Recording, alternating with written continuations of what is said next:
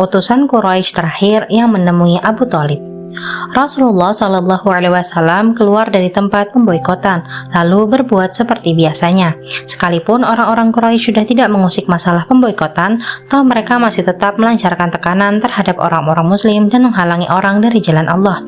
Abu Thalib sendiri masih melindungi anak saudaranya, tetapi usianya sudah uzur, yaitu lebih 80 tahun, ditambah lagi penderitaan dan kesulitan yang harus dijalani sebelum itu. Selama masa pemboikotan itu, dia pun jatuh sakit. Orang-orang Quraisy merasa takut terhadap nama baik mereka di kalangan bangsa Arab jika berbuat yang tidak-tidak terhadap anak saudaranya setelah Abu Thalib meninggal dunia. Maka dari itu, mereka mengirim utusan sekali lagi, dan ini merupakan utusan Quraisy terakhir yang menemui Abu Thalib. Ibnu Ishaq dan lain-lainnya menuturkan, tatkala Abu Thalib sakit dan orang-orang Quraisy mengkhawatirkan keadaannya, mereka pun saling kasak-kusuk. Sesungguhnya Hamzah dan Umar sudah masuk Islam, sementara masalah Muhammad sudah menyebar di seluruh kabilah Quraisy. Kirimlah utusan kepada Abu Thalib agar bisa menerima imbalan tertentu dari anak saudaranya, dan dia bisa harus menyerahkan dirinya kepada kita. Demi Allah, kita tidak akan merasa aman jika urusannya mencundangi kita.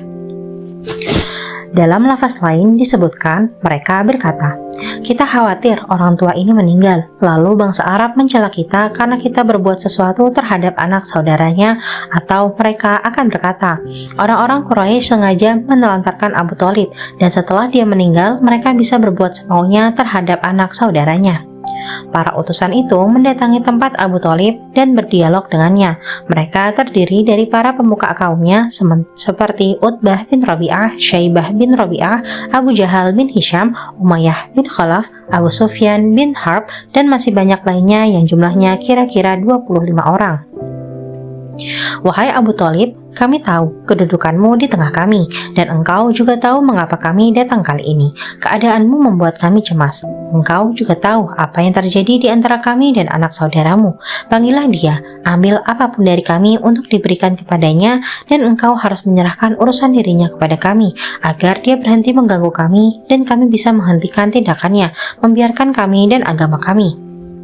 Maka Abu Thalib mengirim utusan memanggil Rasulullah Shallallahu Alaihi Wasallam. Setelah beliau tiba, Abu Thalib berkata, "Wahai anak saudaraku, mereka ini adalah para pemuka kaummu. Mereka berkumpul karenamu.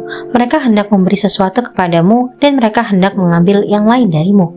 Lalu Abu Thalib memberitahukan kepada beliau apa yang mereka tawarkan, tanpa ada pemihakan kepada salah satu pihak. Beliau bersabda kepada mereka, "Apa pendapat kalian jika aku menyampaikan satu kata saja yang kalian ucapkan, niscaya kalian akan merajai bangsa Arab, dan non-Arab pun akan tunduk kepada kalian?"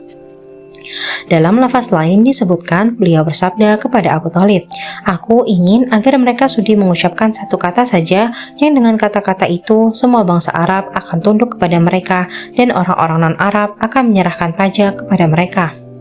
Dalam lafaz lain disebutkan, beliau bersabda, "Wahai paman, apakah engkau tidak mau mengajak mereka kepada sesuatu yang lebih baik bagi mereka?" "Engkau hendak menyuruh mereka kepada apa?" tanya Abu Thalib.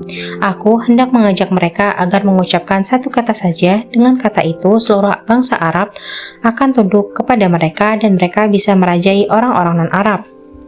Dalam lafaz riwayat Ibnu Ishaq disebutkan, "Satu kata saja yang kalian ucapkan, maka kalian akan merajai seluruh bangsa Arab dan menundukkan orang-orang non-Arab."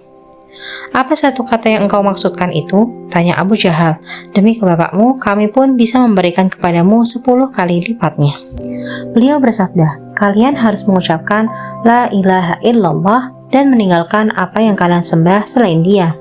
Mereka tepuk tangan setelah mendengarnya, lalu berkata, "Wahai Muhammad, apakah engkau ingin menjadikan sesembahan itu hanya satu? Sesungguhnya agamamu benar-benar aneh." Akhirnya mereka hanya bisa saling kasak-kusuk. "Demi Allah, orang ini tidak mau memberikan sedikit pun dari apa yang kalian kehendaki. Silahkan pergi dan pertahankan agama leluhur kalian, hingga Allah membuat keputusan antara diri kalian dan dirinya." Setelah itu mereka pergi secara berpencar. Tentang hal ini turun firman Allah, "Shad, demi Al-Quran yang mempunyai keagungan. Sebenarnya orang-orang kafir itu berada dalam kesombongan dan permusuhan yang sengit. Betapa banyaknya umat sebelum mereka yang telah kami binasakan, lalu mereka meminta tolong. Padahal waktu itu bukanlah saat untuk lari melepaskan diri. Dan mereka heran karena mereka kedatangan seorang pemberi peringatan Rasul dari kalangan mereka, dan orang-orang kafir berkata, "Ini adalah seorang ahli sihir yang banyak berdusta. Mengapa ia menjadikan Tuhan-Tuhan itu Tuhan yang satu saja? Sesungguhnya ini benar-benar suatu hal yang sangat mengherankan." Dan pergilah pemimpin-pemimpin mereka seraya berkata, "Pergilah kamu dan tetaplah menyembah Tuhan-Tuhanmu. Sesungguhnya ini benar-benar suatu hal yang dikehendaki. Kami tidak pernah mendengar hal ini dalam agama yang terakhir. Ini mengesahkan Allah, tidak lain hanyalah dusta yang diada-adakan." Shot ayat 1-7.